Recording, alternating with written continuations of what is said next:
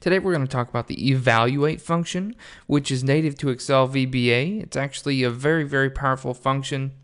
There's a lot of cool things that you can do with it. So we're going to go ahead and start with these three examples with the evaluate function. And this is something that you can do to kind of use short key, to use less keystrokes to get the same effect. So the first thing we're going to show you is you can use these brackets to be the evaluate function. They actually equate to the evaluate function. So instead of typing range, parentheses, quote, C10, end quote, equals 1 to make C10 to be equal to 1, you could actually use the short key and put brackets around C10, and that would be the evaluate function equals 1. So evaluate C10 equals 1. So let's show you that. So Alt F11 with me. Let's go to our Visual Basic Editor, and we can actually do that within this worksheet here. So sub test eval. So we're going to say bracket C10 in bracket equals 1. And let's go ahead and run this procedure. So I'm going to click the play button, and you see here that C10 just became equal to the value 1. Again, the way we used to have to do that was typing range, quote, as we said. So that's one way to use it. You can see some of my gibberish here in the immediate window, and you can use the immediate window to do that. So if you want to do C11 in bracket equals 12, you could do that, and you could see it'll happen right behind you. So the second use of the evaluate function that we can show you is very similar. It's actually using the spelled out word evaluate. So we're going to use the actual function spelled out.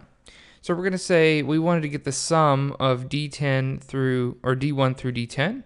So D1 through D10 would be this area here. So we're going to use the evaluate function. So rather than typing out, let's go ahead and make another one, sub eval2.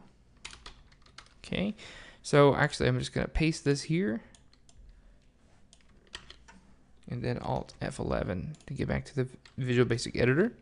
So I'm going to paste this, and I'm going to say my var equals, and then we're going to use the evaluate function. Now the other way to do this would be to use either application.worksheetfunction.sum, and then you'd have to type in range D1 through D10 in quote in parentheses in bracket for sum. And that would be kind of the long way to do it. But as we said, we're going to comment that out for now. And we're going to use the short key using the evaluate function to see how it does. So, and it's going to put it into the variable here. So let's hit F8 and F8, and then here we are. Let's hit F8 one more time. So we see that it added up everything in D1 through D10 and threw it into this variable temporarily, and the value is 163. So, and then it goes away. If we highlight all these, we see down here the sum is 163.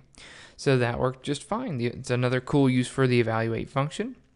Finally, you can also use it to define the range without having to type range, quote, whatever. You can use the dot range properties such as select or other things like that. So let's just try that really quick. Alt F11. In fact, I'll go ahead and copy this, and we'll make one more sub for this video. So we're going to go down here, sub test 3, and we're going to paste that. So let's go ahead and run it. F8, F8. So D1 through D10 dot select. And using these brackets, we can cheat and use the evaluate function and short key. So if you click over here, D1 through D10 has been selected.